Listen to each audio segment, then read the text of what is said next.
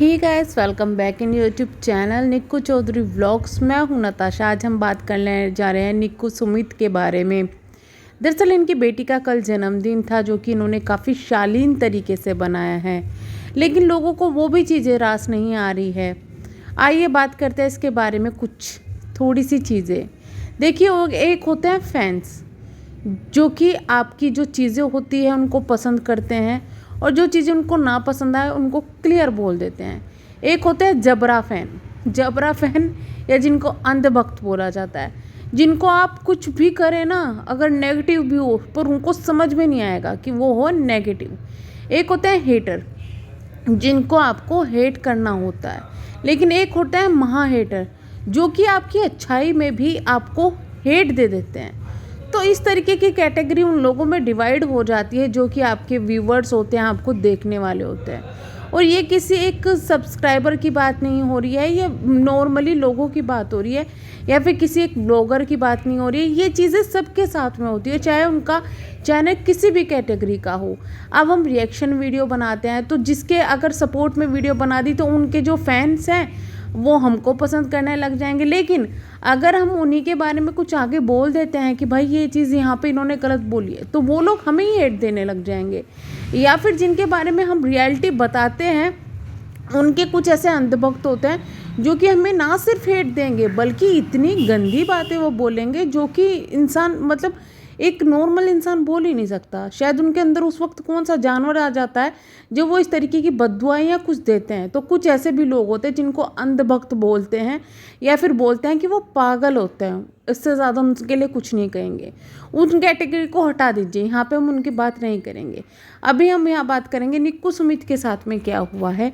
देखिए, हेटर है वो, आपकी हर एक वीडियो पर, हर एक उस पर कमेंट्स करेंगे, हेट ही करेंगे।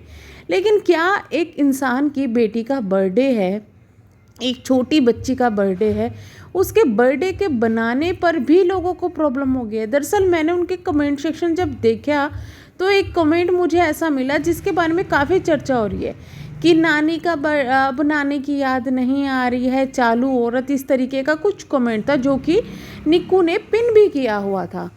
और मुझे वो देख के बड़ा अजीब लगा कि इंसान क्या चाहता है। वो अपने साथ तो ये सोचता है कि अगर उसके साथ में कुछ अनहोनी हो गई तो किस तरीके से वो जो उसका जो ख़राब टाइम है वो निकल जाए और धीरे धीरे अपनी लाइफ में सेटल हो।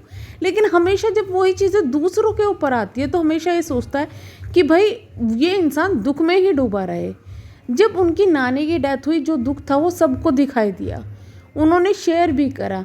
लेकिन आप लोग क्या चाहते हैं? क्या वो इस दुख में डूबे रहें या इस दुख में खोए रहें? इससे पहले भी इल्ज़ाम लगा था, जब जो है उनके जेठ का बर्थडे था, उस वक्त वो हॉस्पिटल में एडमिट थी। उस वक्त भी लोगों ने बहुत बातें बोली, अरे जानबूझ के हॉस्पिटल में एडमिट हुई है, ये है वो है। लेकिन यार, जब उनकी फैमिली वालों ने ये चीज़ें नहीं बोली, तो ये चीज़ें पब्लिक बोलने वाली या फिर जो देख रहे हैं वो ही बोलने वाले कौन होते हैं। जब फैमिली अगर बर्थडे नहीं मनाना चाहती थी, अगर वो चाहते तो रात को भी जब वो लोग घर आ गए थे, जब वो केक काट सकते थे, बट उन्होंने नहीं काटा क्योंकि उनको अपनी पर्सनल चीज़ थी, अपनी पर्सनल प्रॉब्लम थी, उनको नहीं काटना था, उन्होंने नहीं काटा। ऊपर से लोगों को एक छोटी सी बच्ची के बर्थडे पे केक काटने से इतनी प्रॉब्लम हो गई कि अब नानी, मतलब क्या चाहते हैं कि सब कुछ छोड़ दे इंसान? अगर कोई चला गया है तो सब कुछ छोड़ दे। एक इंसान जो अपनी एज को पूरा करके गया है, काफ़ी अच्छी खासी उनकी एज हो गई थी। देखिए, एज एक लिमिट तक अच्छी लगती है, उसके बाद इंसान जब प्रॉब्लम झेलना शुरू कर देता है ना, तो वो उस इंसान को पता चलता है कि जिसके साथ में वो चीज़ें हो रही हैं। तो उससे अच्छा है ना कि जब इंसान के हाथ पैर चलते रहे, अच्छी खासी उनकी उम्र है, उस उम्र में गई है, उस वक्त सब बहुत रोए। लेकिन क्या ज़िंदगी भर किसी इंसान के लिए जो कि अपनी एज पूरी करके गया है, उस इंसान के लिए ज़िंदगी भर रोना, क्या उस इंसान को जो गया है उसको दुख देना नहीं है? लेकिन लोगों को ये चीज़ें अपनी ही बारी में समझ में आती है, कभी दूसरों का दर्द नहीं दिखाई देता। तो इस चीज़ के लिए ट्रोलिंग करना या इस चीज़ के लिए कुछ बोलना कि अब क्यों बनाया है, ये बनाया है, देखिए वो उनकी पर्सनल चॉइस है कि वो किस तरीके से बनाना चाहते हैं। और बहुत ही शालीन तरीके से बनाया है, इतने अच्छे तरीके से बनाया है, जो कि उनकी आज वीडियो है, देख सकते हैं आप उसके व्यूज़ कितने अच्छे हैं। और सच में उस वीडियो को देखने के बाद में शायद कोई ही ऐसा इंसान होगा जिसकी आंखों में आंसू नहीं आए होंगे। मतलब वही लगता है ना कि भाई दुनिया में कितना गम है, मेरा गम कितना कम है। वो चीज़ें वहाँ उस वीडियो में देखने के लिए मिली। बहुत अच्छी वीडियो है, जिसने नहीं देखी ज़रूर जाकर देखने चाहिए। और मैं ये कहती हूँ कि इंसान अच्छे काम तो करता है। इससे पहले बम्मू भी गई थी, जब वो वृद्धाश्रम गई थी, मैंने तब भी बहुत तारीफ़ की थी। तब वहाँ बम्मू की तबीयत ख़राब हो गई थी तो लोगों ने वो भी नौटंकी कह दिया। देखिए, इंसान होता है, इंसान के अंदर मन जो होता है वो इन चीज़ों के देखकर रोता भी है, परेशान भी होता है, और कुछ कुछ लोगों पर ये चीज़ें इतनी ज़्यादा इफ़ेक्ट कर जाती है कि तबीयत भी ख़राब हो जाती है। तो वो इंसान के साथ अपने साथ है। और ऐसे कोई कोई ही मतलब इस तरीके के व्लॉगर जो होते हैं वो मिसाल है। एक्चुअली इस तरीके के व्लॉगर्स को हमें फॉलो करना चाहिए। इस तरीके की व्लॉगिंग होती है, इसको कहते हैं इन्फ्लुएंस करना, किसी अच्छी चीज़ के लिए इन्फ्लुएंस करना। और जब इंसान कोई अच्छी चीज़ के लिए इन्फ्लुएंस कर रहा है, अच्छी चीज़ दिखा रहा है, तो एटलीस्ट उसको तब तो अप्रिशिएट करो। हमेशा ही हेटर बनकर या फिर किसी को क्रिटिसाइज करके ये चीज़ें तो अच्छी नहीं लगती।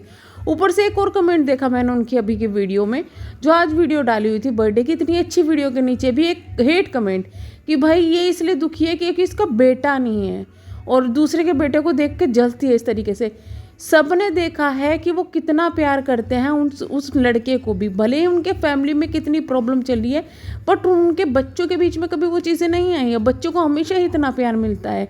और दूसरी बात ये, ना तो अभी इनकी एज इतनी ज़्यादा हुई है कि भाई ये बच्चे नहीं कर रहे हैं, ना तो आपको पता है कि भाई अभी इनकी मेडिकल कंडीशन क्या है, कि वो प्रेग्नेंट है या नहीं है, या फिर ये आगे क्या प्लानिंग कर रहे हैं। तो यार अभी नहीं है तो आगे हो जाएगा, उसमें इतनी प्रॉब्लम क्या है। अगर किसी के घर में बेटी है तो उसमें बुराई क्या है। इंसान अपनी बेटी के लिए सब कुछ छोड़ देता है, पर बेटी से ज़्यादा तो मतलब ये कहते हैं कि बेटी से ज़्यादा अच्छा नहीं होता कोई भी। लेकिन ये वही लोग होते हैं जो कि इंसान को टॉर्चर करते हैं। अगर अभी तक बच्चा ना होता तो बच्चा क्यों नहीं है, अगर लड़का नहीं है तो लड़का क्यों नहीं है, लड़की हो गई तो लड़की क्यों है। मतलब ये हर तरीके से इंसान को मारेंगे, क्योंकि ये सिर्फ हेटर हैं। तो ऐसे हेटर्स के लिए मैं तो ये कहती हूँ कि भाई इनकी ज़िंदगी, ये लोग सोशल मीडिया पर इतना ज़्यादा हेट देते हैं, किसी इंसान को सिर्फ देख के इतना ज़्यादा जल जाते हैं। ये शायद वही पड़ोसी हैं, ये वही रिश्तेदार होते हैं जो नारद मुनि का काम करते हैं, सिर्फ और सिर्फ आग लगाना इधर उधर। खैर, कई बार ये होता है कि हम लोगों को समझ लेते हैं कि भाई ये हेट कमेंट कर रहा है, बट उनका मीनिंग वो नहीं होता। लेकिन जब डायरेक्ट आप किसी को इस चीज़ के लिए कि लड़का हो या फिर ये हो, इन चीज़ के लिए टारगेट करेंगे, ये गलत है यार। ये किसी मतलब जब इंसान खुद ये चीज़ में फ़र्क नहीं कर रहा है कि उनके घर में लड़का है या लड़की है या कुछ भी है, तो मतलब लोगों को क्या प्रॉब्लम है। ये तो सबके यहाँ होता है। अच्छा, अभी एक बच्चा कामनी भी बोल चुकी है भाई कि वो प्लानिंग कर रही है आगे बेबी के लिए, और ये लोग भी प्लानिंग करेंगे। तो मतलब लोगों की सोच कहाँ तक जा सकती है, ये चीज़ें समझ में ही नहीं आती।